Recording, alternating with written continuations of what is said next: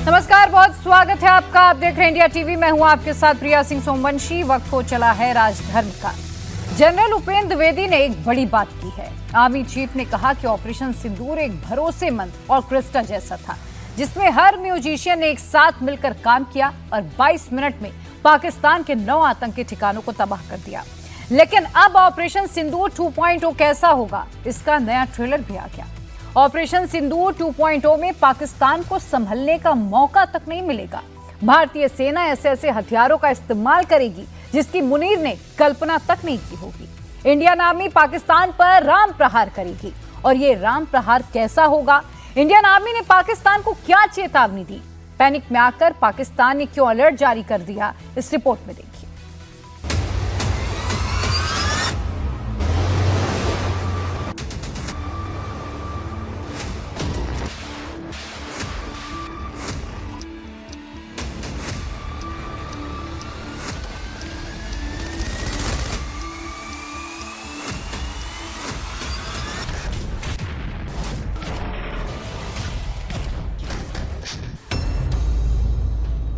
हिंद की सेना है तैयार, पाकिस्तान पर अब होगा राम प्रहार।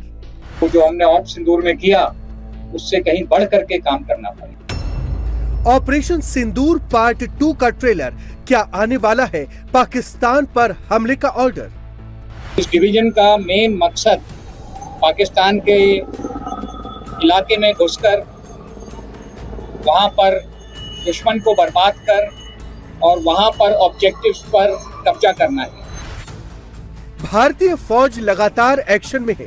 एक के बाद एक युद्धाभ्यास कर रही है। पाकिस्तानी बॉर्डर पर टैंक गड़गड़ा रहे हैं, ड्रोन उड़ रहे हैं, फाइटर जेट गरज रहे हैं और इसी के साथ पाकिस्तान का पैनिक बढ़ता जा रहा है। मुनीर की फौज को हर पल यही लग रहा है कि भारत अब हमला करेगा, तब हमला करेगा।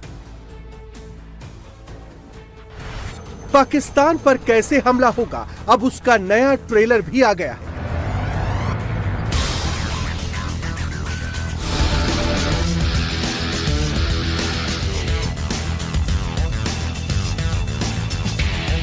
नदी में पार करके भारत की फौज कैसे पाकिस्तान में घुसेगी? आसमान में उड़ते अटैक हेलीकॉप्टर कैसे दुश्मन पर मौत बरसाएंगे? ड्रोन से कैसे मुनीर के फौजियों पर अटैक होगा?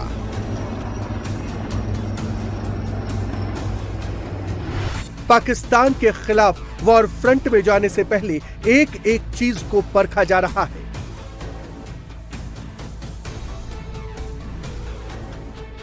साइबर से लेकर के केमिकल, न्यूक्लियर, बायोलॉजिकल सभी तरह की लड़ाई की हमारी तैयारी है। आप ये मान के चलिए कि हमें विश्वास है कि अगली लड़ाई सिर्फ एक डोमेन में नहीं होगी, मल्टी डोमेन ऑपरेशंस होंगे। लड़ाई स्पेस में भी होगी, साइबर में भी होगी, ईडब्ल्यू में भी होगी, इंफोवॉर में भी होगी। पर जीत जो है वो जमीन पर ही हासिल होगी। तो ये सारे डोमेन में जो भी हम काम कर रहे हैं, वो किसी तरीके से जो हमारी अल्टीमेट जीत है, वो चाहे 71 की जीत हो, चाहे 65 की जीत हो, वो जब तक हम जमीन पर कब्जा नहीं करेंगे, वो पाकिस्तान मानेगा नहीं कि हम जीत गए हैं। तो डोमेन सारी जरूरी हैं। हम सारी डोमेन में लड़ाई की तैयारी कर रहे हैं। पर जो आप ग्राउंड पर देख रहे हैं, ये फिर लास्ट, ये मान के चलिए कि सारी डोमेन को मिला करके लास्ट में जो ऑपरेशन होना है, वो यही है जो आप देख रहे हैं। जब आर्मी के जनरल खुलकर पाकिस्तान का नाम ले रहे हैं, खुलकर चैलेंज और टारगेट की बात कर रहे हैं, तो आप समझ सकते हैं कि युद्ध कितना नजदीक है। इस बार युद्ध कैसा होगा, ये अब सामने दिख रहा है।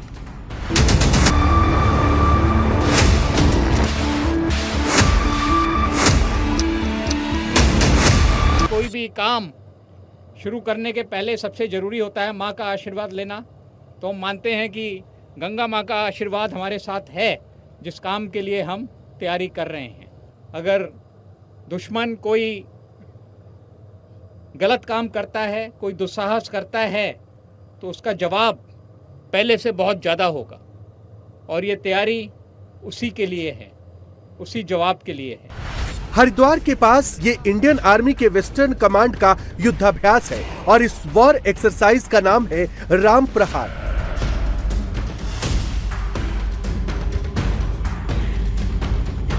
वेस्टर्न कमांड को अगर पाकिस्तान पर हमला करने का ऑर्डर मिलेगा तो उसका पहला चैलेंज नदी होगी। पंजाब और राजस्थान साइड से पाकिस्तान और इंडिया के बीच नदियां हैं जो नेचुरल बॉर्डर का काम करती है, इसलिए इंडियन आर्मी नदी के रास्ते पाकिस्तान पर हमला करने का युद्धाभ्यास कर रही है। इस समय बीएमपी से फ्लोटेशन करते हुए, यानी ये वो कार्रवाई है जिसमें भारतीय सेना के 10 की फॉर्मेशन में जो जवान हैं वो एक एक करके क्रॉस कर रहे हैं। दरअसल इंटरनेशनल बॉर्डर पर जहां पर वेस्टर्न कमांड का डिप्लॉयमेंट है उन सभी जगहों पर इसी तरीके के नाले हैं, पानी से भरा हुआ जलभराव वाली स्थिति है। तो इसीलिए अब इस एक्सरसाइज का ये राम प्रहार का वो हिस्सा है जब भारतीय सेना की बीएमपीज क्रॉस कर रही हैं। इस क्रॉसिंग का मकसद बिल्कुल साफ है कि कोई भी चुनौती हो उसका सामना किया जा सके। इसमें कोप केज लगाया गया है। कोप केज का मकसद है कि अगर दुश्मन का ड्रोन अटैक होता है तो उससे बचा जा सके और आसानी से एक एक करके बीएमपी यानी बख्तरबंद गाड़ी, इन्फेंट्री कॉम्बैट व्हीकल जिसे कहते हैं, उसके जरिए इसे क्रॉस करवाया जा सके। यही भारतीय सेना का दमखम है। करीबन 5 मीटर तक ये आसानी से फ्लोट कर सकता है। इसीलिए हाई ऑल्टीट्यूड एरिया के लाइन ऑफ एक्चुअल कंट्रोल से लेकर लाइन ऑफ कंट्रोल और इंटरनेशनल बॉर्डर तक इसे डिप्लॉय किया गया है। हाल ही के दिनों में इसमें कैमरे भी लगाए गए हैं, बीएफएसआर लगाया गया, बैटलफील्ड सर्विलेंस रडार लगाया गया है। ये ठीक सामने आप देखिए तो इस समय आपको जो कैमरा हैं वो दिखाई दे रहे हैं। ये हाई डेफिनेशन कैमराज हैं, उससे इसे क्रॉस करवाया जा रहा है। वहीं मेडिकल एड के तौर पर जो मेडिकल बीएमपीज हैं, यानी इसमें अगर किसी जवान को कोई भी इंजरी होती है तो उसका इलाज करवाया जा सकता है। तो यही तैयारी इस एक्सरसाइज के जरिए की जा रही है। ऑपरेशन सिंदूर के बाद राम प्रहार एक और मेन स्ट्रेटेजिक एक्सरसाइज है जो कि वेस्टर्न फ्रंट पे की जा रही है। इससे पहले एक्सरसाइज त्रिशक्ति भारतीय सेना, वायुसेना और नौसेना के द्वारा की गई। जो हम एक्सरसाइज करते हैं वो एक ऑपरेशनल टास्क को ध्यान में रखते हुए करते हैं और हमारा जो पाकिस्तान का बॉर्डर है उसमें कई नदियां हैं, आपको ज्ञात होगा। चिनाब है ऊपर, फिर रावी है, फिर सतलज है। और अगर हमें पाकिस्तान पर ऑफेंसिव करना है तो कहीं ना कहीं रिवर क्रॉसिंग भी इन्वॉल्व होगी। तो ये ट्रेनिंग में हमारे शामिल है कि किस तरीके से हम नदी को क्रॉस करके दुश्मन के इलाके पे कब्जा कर पाएं। भारतीय सेना की स्ट्राइक कोर की रैपिड फॉर्मेशन रैम डिवीजन ने डीप एरिया में वॉर एक्सरसाइज राम प्रहार के जरिए पाकिस्तान को डायरेक्ट मैसेज दिया है। अगर दुश्मन हमारे इस अभ्यास को देख करके, हमारी तैयारी को देख करके, हमारी क्षमता को देख करके अगर कोई सबक लेता है और दोबारा कोई दुस्साहस नहीं करता है तो ये हमारे लिए बहुत अच्छा है। यानी अगर हम दुश्मन को अपनी ताकत से डिटर कर पाते हैं तो ये सबसे अच्छी बात है। पर अगर वो उसके बावजूद भी अगर कुछ करता है तो फिर जैसा आपने कहा कि इस बार हमको जो हमने ऑप सिंदूर में किया उससे कहीं बढ़ करके काम करना पड़ा। पहली बार बॉर्डर से सटे इलाके से दूर इस सैन्याभ्यास में वेस्टर्न कमांड के 20 से 22,000 सैनिक शामिल हुए, जिन्होंने युद्ध क्षमता, रणनीतिक निर्णय, कम्युनिकेशन सिस्टम और तालमेल की रियल टाइम ट्रेनिंग दी गई। ये समय कमांड कंट्रोल सेंटर है जो एक्सरसाइज में बहुत ही स्ट्रेटेजिक रोल प्ले करता है।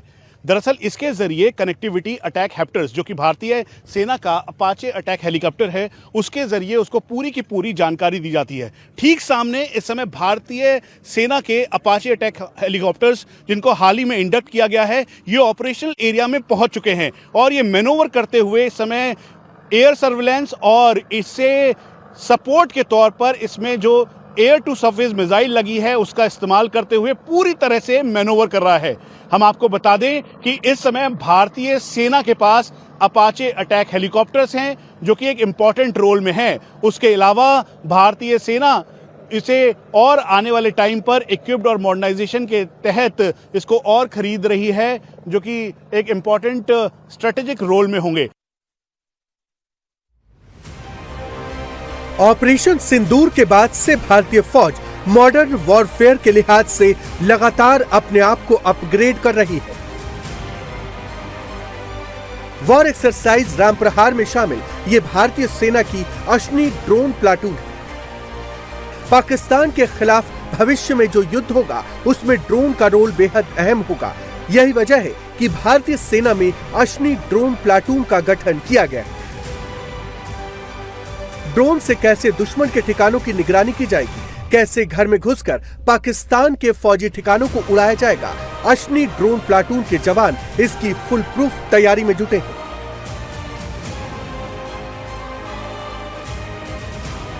ये डिवीजन जो हमारी वेस्टर्न कमांड की ऑफेंसिव फॉर्मेशन है खड़गा कोर, उसका एक हिस्सा है।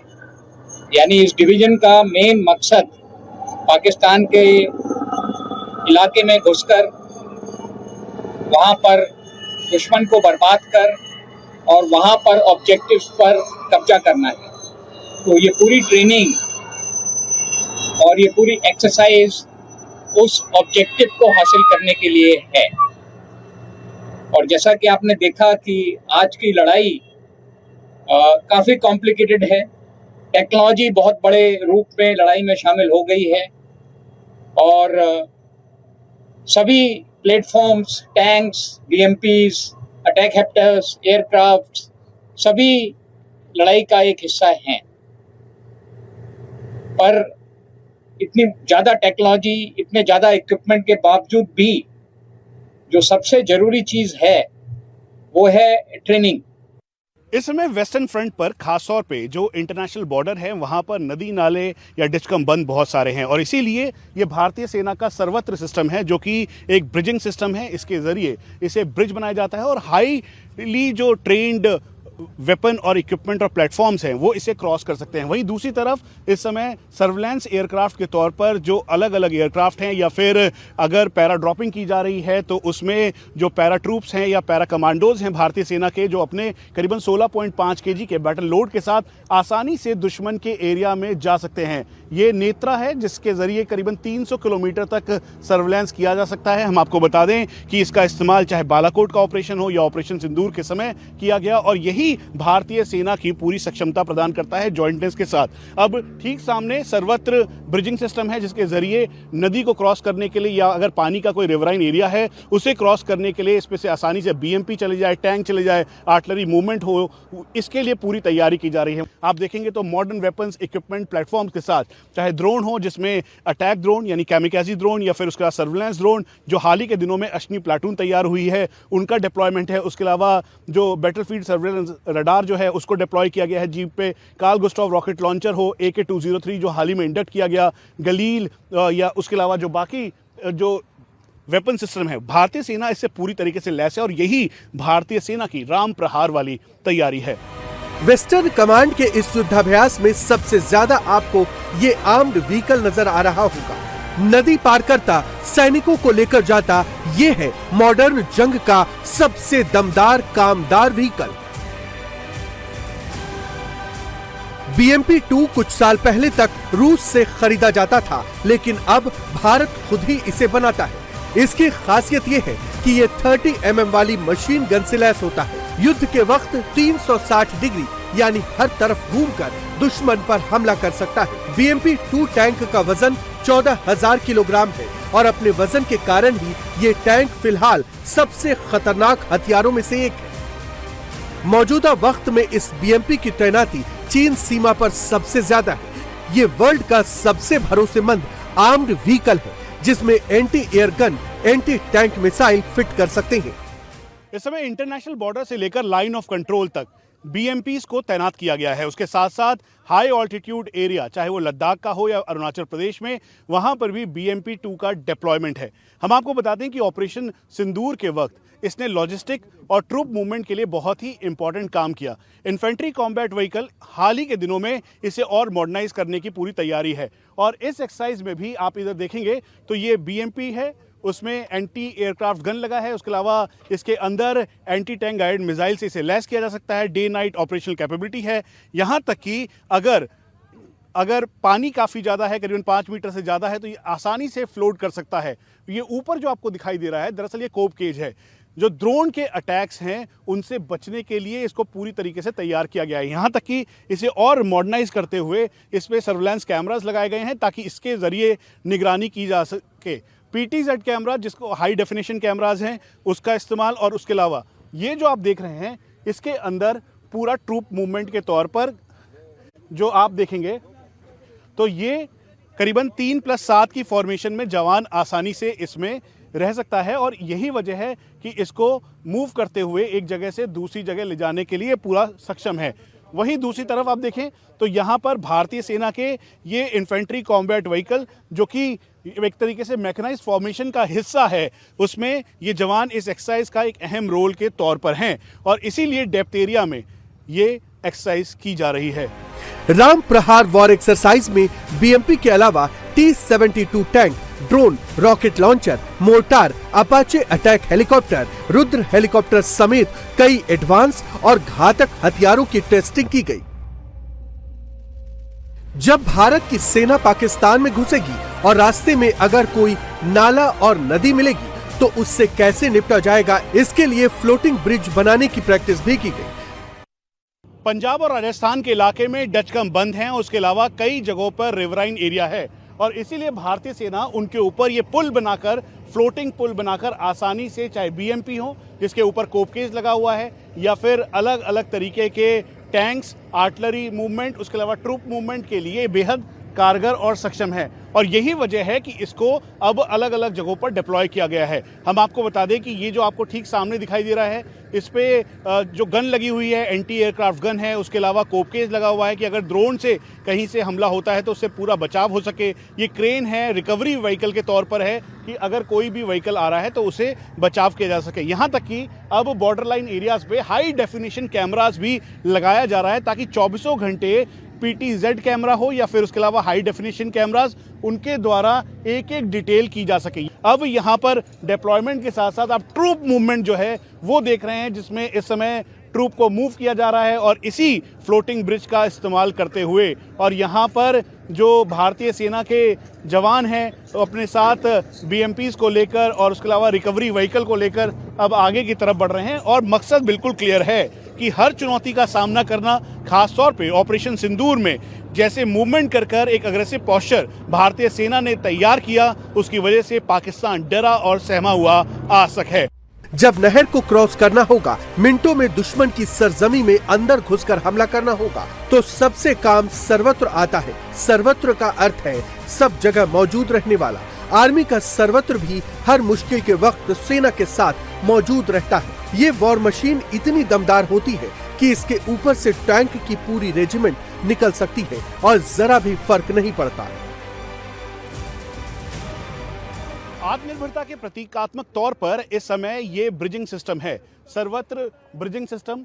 फ्लो बहुत तेज है पानी का, उसके साथ अब इस ब्रिज को पूरी तरह से तैयार किया जा रहा है ताकि इस ब्रिज के जरिए पूरी तरह से जो टैंक्स हैं, आर्टिलरी गन्स है, ट्रूप मूवमेंट है, वो की जा सके। इसीलिए जो सबसे पहले ऑब्जर्वेशन के तौर पर जो जवान है उसने इसका पूरा मुआयना किया। ये 10 मीटर, 20 मीटर, उसके अलावा 50 मीटर और अलग अलग लेवल के ये जो ब्रिजिंग सिस्टम है वो है। ठीक सामने इस एक्सरसाइज में बैटलफील्ड सर्विलेंस रडार से ये पूरे एरिया की रेकी की जा रही है, सर्विलेंस किया जा रहा है ताकि ट्रूप्स को आसानी से आगे भेजा जा सके। अगर कोई भी एरियल थ्रेट है तो उसे एंगेज किया जा सके। जहां एक तरफ BFSR है, यानी ये BMP के ऊपर पोजीशन है, इसके साथ साथ इसमें जो 30 mm की गन लगी हुई है, एंटी टैंक गाइडेड मिसाइल है, तो वहीं दूसरी तरफ ठीक पीछे की तरफ, क्योंकि इंटरनेशनल बॉर्डर ठीक इसी तरीके के हैं और दूसरी तरफ पाकिस्तान है, तो ये हम आपको बता दें कि इस समय एक्सरसाइज डेप्थ एरिया में की जा रही है, बॉर्डर से बेहद दूर है ये। और ठीक सामने आप देखें तो वहां पर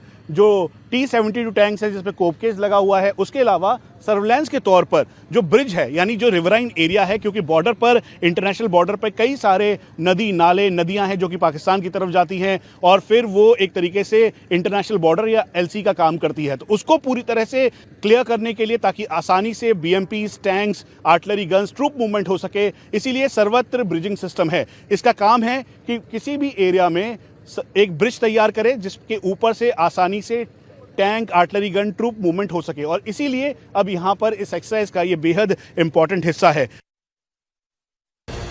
जमीन पर BMP और आसमान पर अपाचे हेलीकॉप्टर, इस तालमेल के साथ जब भारतीय सेना पाकिस्तान पर टूटेगी तो मुनीर के फौजियों को भागने का रास्ता तक नहीं मिलेगा। अपाचे हेलीकॉप्टर दुनिया का सबसे घातक अटैक हेलीकॉप्टर।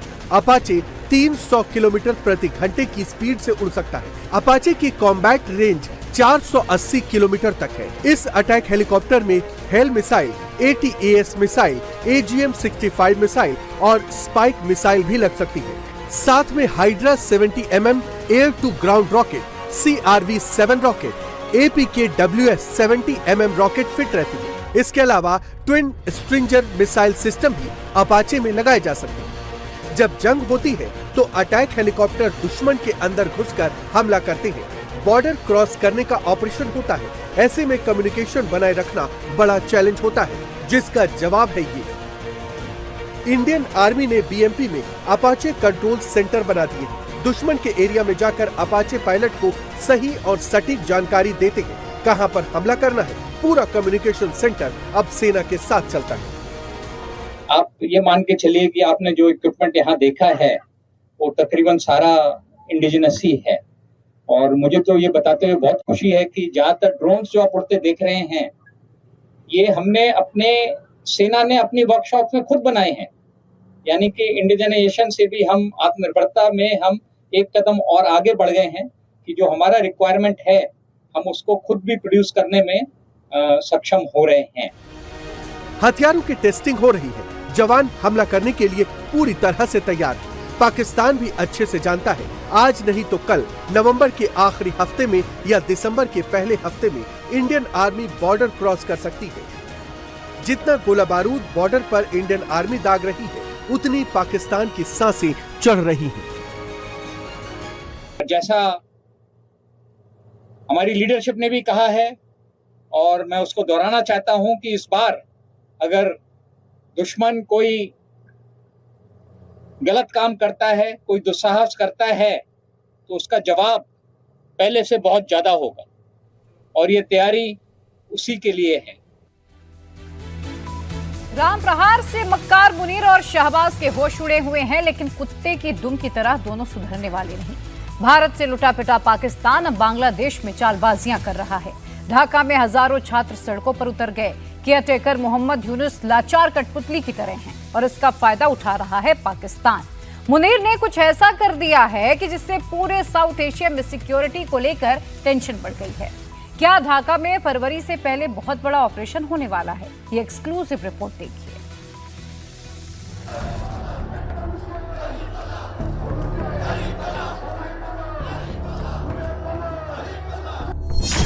बांग्लादेश का तेजी से पाकिस्तानीकरण हो रहा है।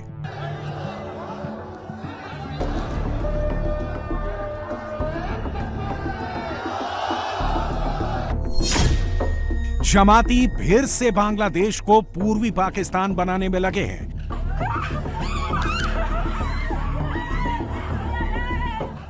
अल्पसंख्यक हिंदुओं पर हमले बढ़ गए हैं। उनकी प्रॉपर्टी छीनी जा रही है। लाठी डंडों से लैस जमाती हिंदुओं के घरों पर कब्जे कर रहे हैं। बांग्लादेश में आग लगी हुई है। सड़कों पर हंगामा मचा हुआ है।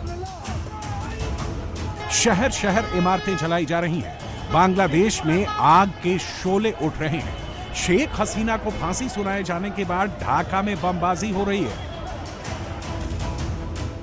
बांग्लादेश के केयरटेकर मोहम्मद यूनुस चारों तरफ से घिर गए हैं। जिस छात्र आंदोलन की भीड़ के पीछे वो शेख हसीना को हटाकर सत्ता में आए, अब उन छात्रों की पार्टी एनसीपी भी सड़कों पर है।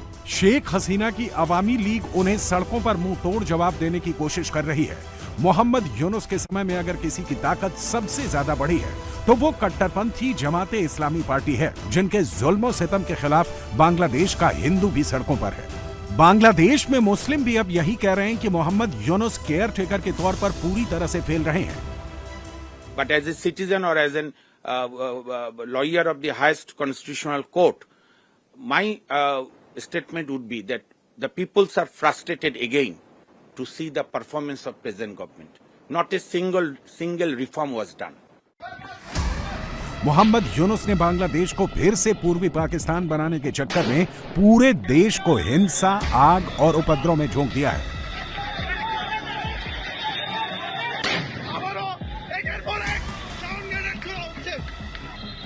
ये ढाका का वीआईपी धान मंडी इलाका है, जहां बांग्लादेश के संस्थापक शेख मुजीबुर रहमान के घर के बाहर ग्रेनेड चले, टीयर गैस छोड़ी गई। 5 घंटे तक कट्टरपंथी घर गिराने के लिए उपद्रव करते रहे। ये वही जमाते हैं जिन्होंने छात्र आंदोलन के दौरान ढाका को आग लगा दी थी। ये वही लोग हैं जिन्होंने हसीना का तख्ता पलट होने के बाद दंगे किए थे। पहले इनके टारगेट पर हिंदू थे, फिर बौद्ध और ईसाई आए, अब शिया, अहमदिया और सूफी इस्लाम को मानने वाले लोग हैं।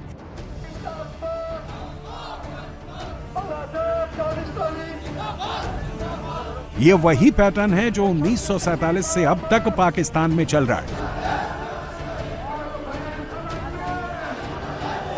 पाकिस्तान के कट्टरपंथी मौलानाओं को लगातार यूनुस सरकार ढाका बुला रही है, उनके लेक्चर करा रही है। आज जरूरत है, वरना मुसलमान पिटता रहेगा। अब हम नई दुनिया में, हमने आगे जाना है। माजी का रोना नहीं पीटना, हमने अपने नए मुस्तकबिल को तराशना है, उसको संवारना है और एक दूसरे के लिए सहारा बनना है। एक रिपोर्ट के मुताबिक बदलता बांग्लादेश तेजी से इस्लामी कट्टरपंथ का गढ़ बनता जा रहा है। ये वही इस्लामी उन्मादी हैं जिन्होंने बांग्लादेश की आजादी के नायकों की मूर्तियां तोड़ दी हैं। वो आजादी के नायकों के निशान मिटा रहे हैं ताकि धर्म की आड़ में इस्लामी कट्टरपंथ लोगों के दिमाग में भरा जा सके। रिपोर्ट के मुताबिक बांग्लादेश में वहाबी विचारधारा का प्रचार बहुत तेजी से बढ़ रहा है। बांग्लादेश में 10 से 20 हजार मदरसे मौजूद हैं, जहां पाकिस्तान से आए कट्टरपंथी मौलाना तेजी से वहाबी विचारधारा सिखा रहे हैं। इन्हीं मदरसों से निकले कट्टरपंथी बांग्लादेश में मौजूद 80% दरगाहों को तोड़ चुके हैं। कई सूफी गायकों पर हमले कर उन्हें वेशभूषा बदलने पर मजबूर कर चुके हैं। इनके डर से ढाका की प्रसिद्ध सांस्कृतिक संस्था छाया नट ने सुरक्षा कारणों से अपने सार्वजनिक कार्यक्रम नष्ट कर दिए हैं।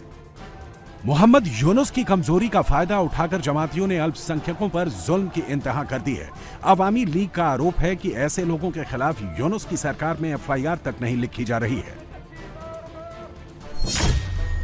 अवामी लीग का आरोप है कि 14 महीने के मोहम्मद यूनुस राज में 4177 हत्याएं हो चुकी हैं। सिर्फ ढाका में 456 मर्डर हुए हैं।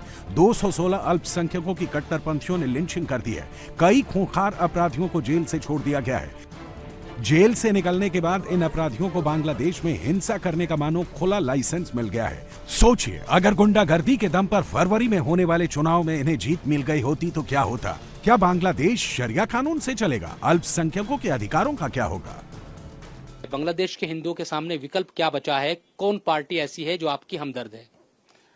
मेरे हिसाब से अभी बांग्लादेश से हिंदू लोग को कोई विकल्प कुछ नहीं है। कुछ नहीं है विकल्प, बचने वाला कुछ नहीं है। अभी अपना दम पर ये लोग को आगे बढ़ना पड़ेगा। क्यों ऐसा क्यों है? क्यों पॉलिटिकल कोई विकल्प आपके पास नहीं बचा है? क्यों अभी जो लोग पॉलिटिकल पार्टी है, ये लोग सब कुछ भी हमारे हिंदुज्म के अगेंस्ट में ये लोग बात कर रहा था। ये लोग का एटीट्यूड, ये लोग का जो संस्कृति है, ये लोग का जो कल्चर है, ये सब कल्चर सब हमारे हिंदुज्म के अगेंस्ट में जाता है। 1947 में तत्कालीन पूर्वी पाकिस्तान, अब बांग्लादेश में 28% हिंदू थे। 1974 में पाकिस्तान में सिर्फ 13.5% हिंदू रह गए। अब बांग्लादेश में करीब 8% हिंदू बचे हैं। बांग्लादेश में फरवरी में चुनाव होने हैं। यूनुस की देखरेख में ही चुनाव होंगे। अवामी लीग पर बैन लग चुका है। ऐसे में बांग्लादेश का हिंदू क्या करेगा? जमात बांग्लादेश को शरिया कानून से चलाना चाहता है। ऐसे में हिंदुओं के लिए वहां कोई स्पेस नहीं है। ऐसे में हिंदुओं के पास खालिदा जिया की बीएनपी और छात्र आंदोलन से निकली पार्टी एनसीपी यानी नेशनल सिटीजन पार्टी है। एनसीपी सबसे ज्यादा विरोध शेख हसीना की पार्टी अवामी लीग का कर रही है। अवामी लीग पर बैन लगने के बावजूद एनसीपी अब भी उनके खिलाफ रैलियां निकाल रही है।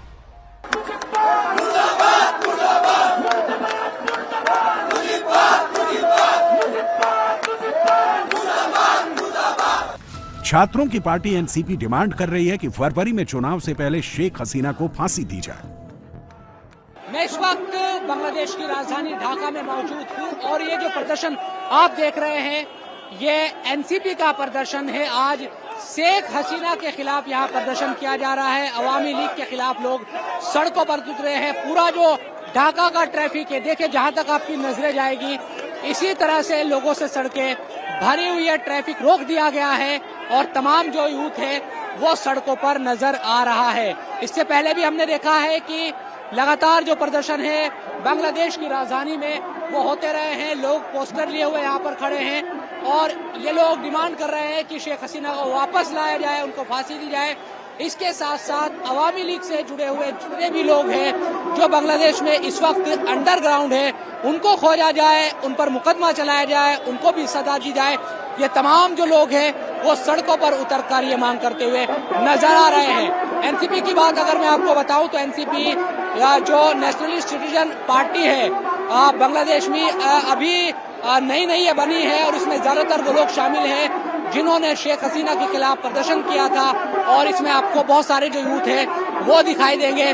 कुल मिलाकर अभी भी ढाका की सड़कों पर इसी तरह के जो मंजर हैं वो नजर आ रहे हैं और ये लोग डिमांड करते हैं। लगातार प्रदर्शन ढाका की सड़कों पर हो रहे हैं।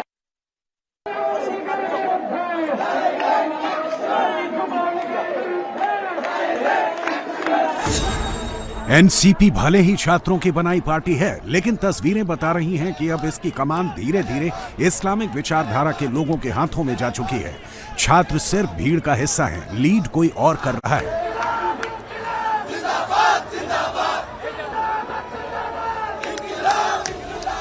अब इन छात्रों को एक ही एजेंडे में लगा दिया गया है। जब तक शेख हसीना को फांसी नहीं लगती तब तक सड़क पर डटे रहो।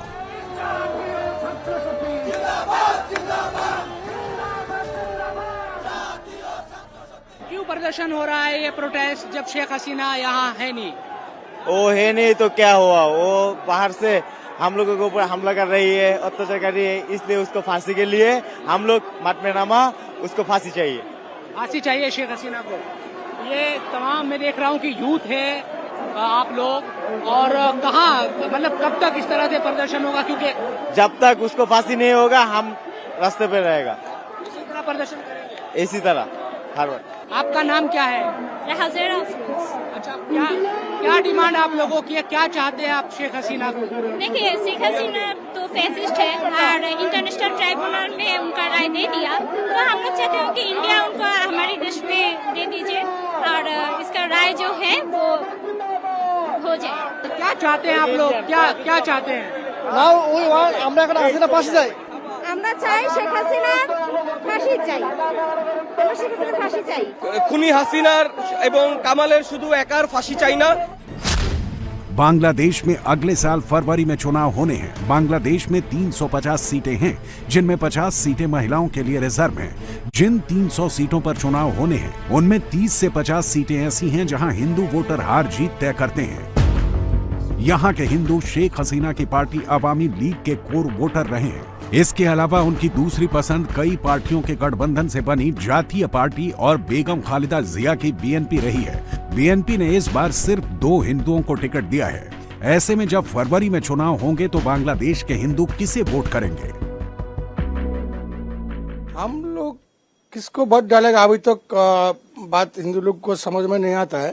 तो फिर हम लोग सोचता है जो कभी भी एक हिंदू पार्टी है तो हिंदू का कोई पॉलिटिकल पार्टी है, हम लोग एकजुट होके हिंदू पार्टी को जो वोट डालेगा तो दूसरा आदमी को मालूम पड़ जाएगा कि हमारा कितना यूनिटी है। अच्छा।